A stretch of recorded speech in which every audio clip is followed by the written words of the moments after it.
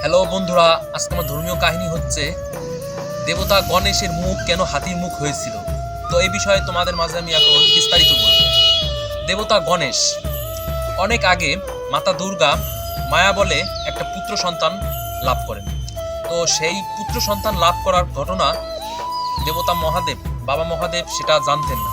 তো একটা দিন মাতা দুর্গা স্নান করতে গিয়েছিলেন, তখন তার দরজার সামনে দেবতা গণেশকে বলে গিয়েছিলেন, পুত্র তুমি আমার অনুমতি ছাড়া কাউকে এই দরজা দিয়ে যাইতে দিবে না।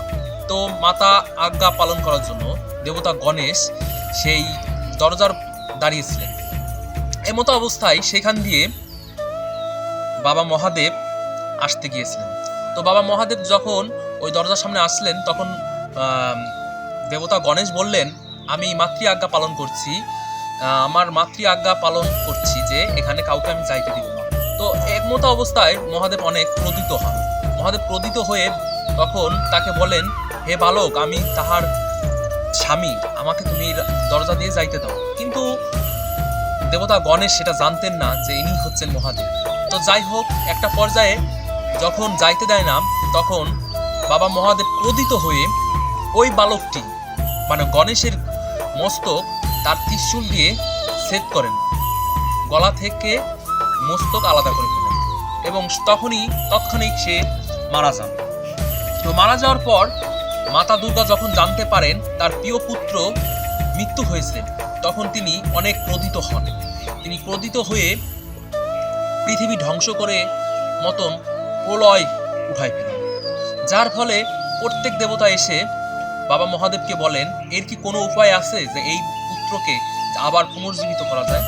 তো মহাদেব বলেন, ঠিক আছে, একে পুনর্জীবিত করা যাবে, একটা উপায় আছে। সেটা হলো উত্তর দিকে মুখ করে যদি কোনো প্রাণী শুয়ে থাকে, তখন এই 24 ঘন্টা মানে একদিনের ভিতর যদি সেই মস্তক আমার কাছে এনে দিতে পারেন, তাহলেই এই পুত্র সন্তানটিকে জীবিত করা যাবে।